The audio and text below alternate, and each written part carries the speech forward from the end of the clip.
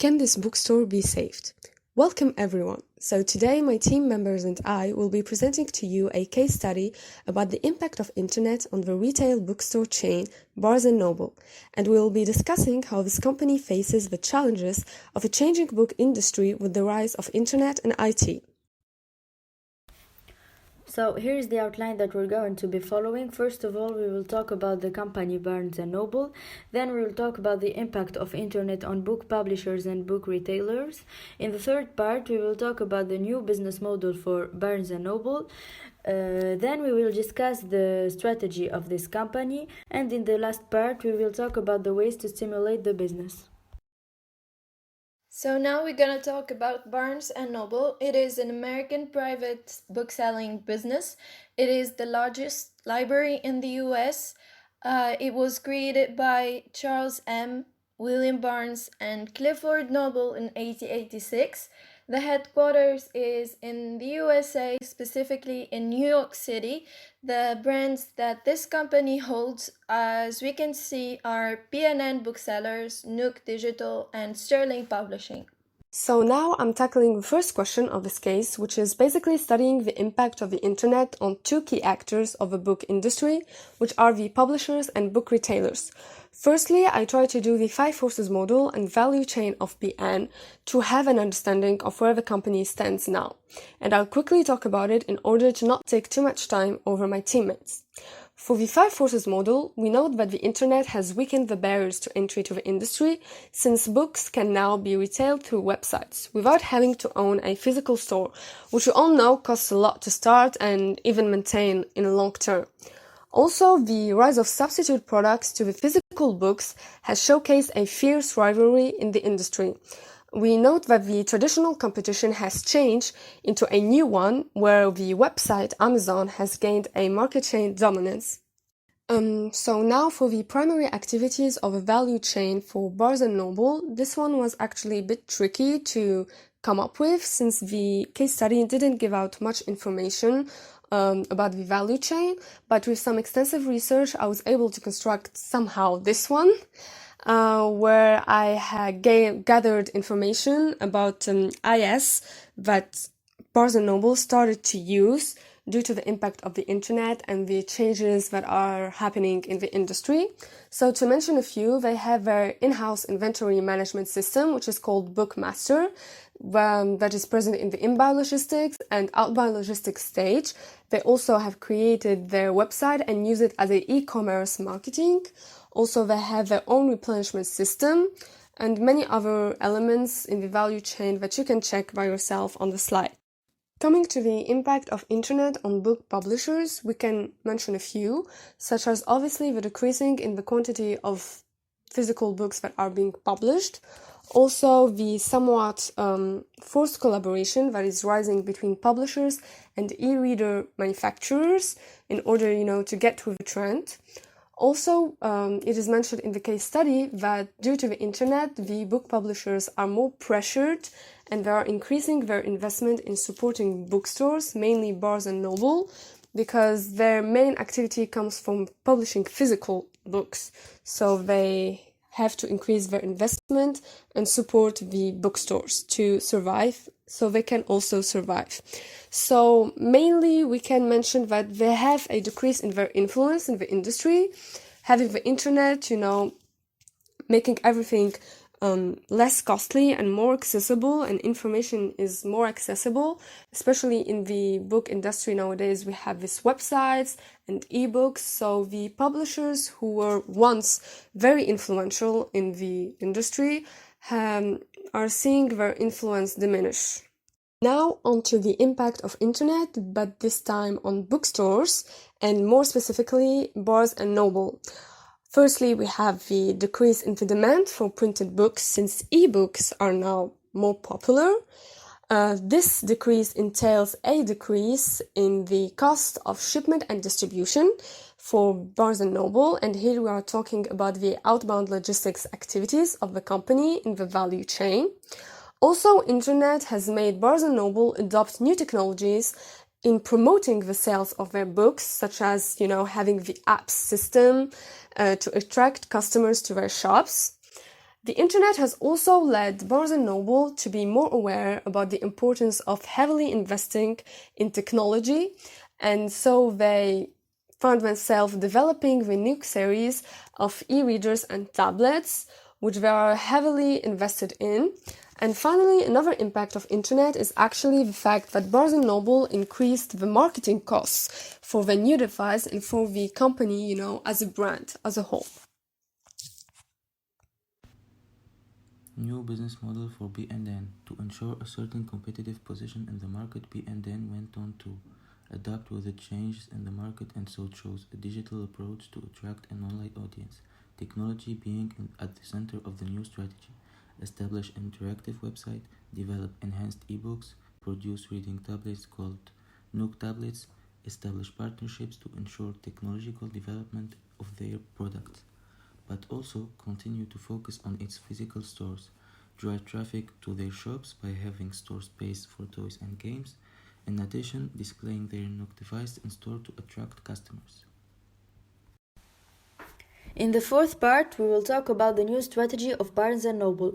According to what is presented in the case study, this new strategy will be successful for the following reasons. The first reason is that this new strategy mainly focuses on adapting technology, since it is a vital supporting element for Barnes & Noble value chain. Technology will allow Barnes & Noble to properly compete with its rivals, mainly Amazon and Apple, and to gain market share. Unlike Borders, who didn't give importance to the efficiency of technology in helping a business survive, Barnes & Noble was able to spot its importance in the early stages. Also, the Nook system is predicted to gain an important number of consumers globally due to it being part of the Windows operating system and financially backed up by Microsoft. Further, Barnes & Noble will have two important pools of consumers to cater to, the e-book and also people who are interested in physical books. And so, Barnes & Noble will be saved since the printed copies are acquirable in their stores that also provide the e-book Nook and e-learn app services.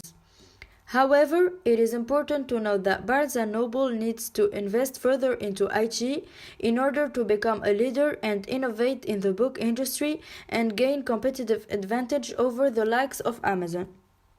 Now moving on to how can we stimulate the business in Barnes and Noble. In fact, there are several ways to do so, and personally I think one of the most interesting ways and solutions that can be used is holding more author and community events.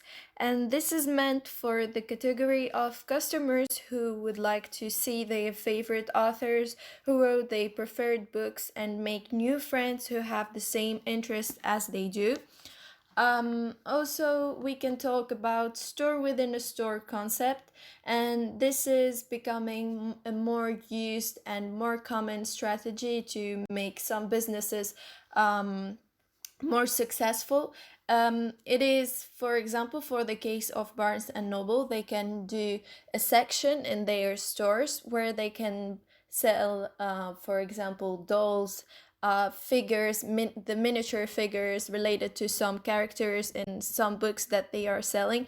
And this is basically targeting young people as well as old people who would like to collect these things. And for this strategy, they can do some collaborations with, for example, Toys R Us, Warner Bros. Studio company. They can get when I was talking about the miniature figures, they can get them from there. And talking about partnership, it is in fact one of the ways to stimulate the business. Partnership with other companies such as Microsoft and Google. I think cooperation and teamwork is a key to success in my point of view. If Barnes and Noble is able to work with many publishers in controlling the supply of books and use Microsoft and Google's reputation and their marketing resources, I think there will be a chance for them to survive and have a better image and reputation. Also, one of the strategies that B&N should be thinking about is exclusivity.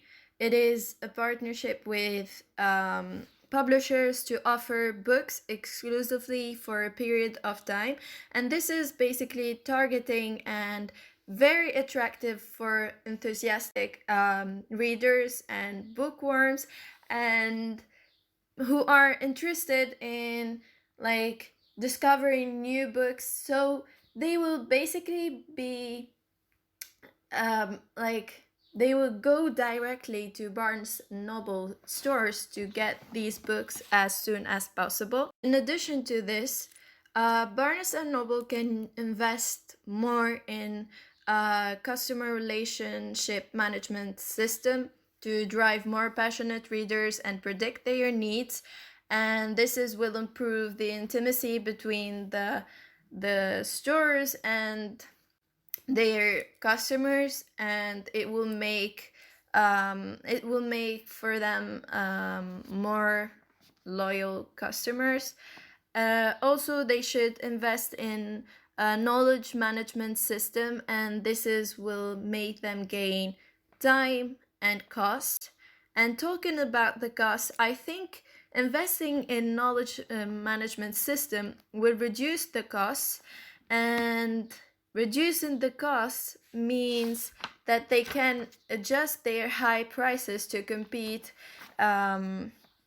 with the competitors such as Amazon, because I think Barnes and Noble should reduce the prices.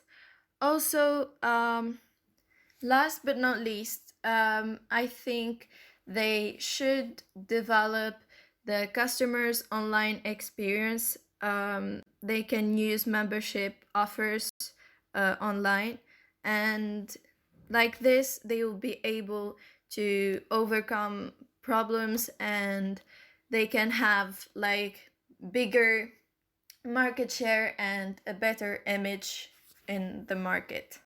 And so finally, to conclude this presentation, we added a small part where we are updating ourselves about Barnes & Noble's situation currently, since the case study that we presented today dates back to 2011. So unfortunately, the strategy that we somehow predicted would work for Barnes & Noble, where they are investing in developing their own e-reader device and having a partnership with Microsoft, didn't work out after all. So they changed their strategy, and nowadays they stopped developing their ebook reader device, and they are investing heavily into having a better environment in their bookstores. They added areas such as restaurants, playrooms, and other, services in store to attract the customers and project a better environment for them when they come and visit their stores. So to conclude, Barnes & Noble seems to not be able to actually go on with the strategy that was described in this case study of heavily investing in technology and compete in e-commerce platforms and go against Amazon. And we believe that it is due to the fact that it started late. Amazon was the leading company into, breaking the e-commerce for book retailing. And also maybe the strategy failed to include other factors to support the heavy investment in IT. So that's it.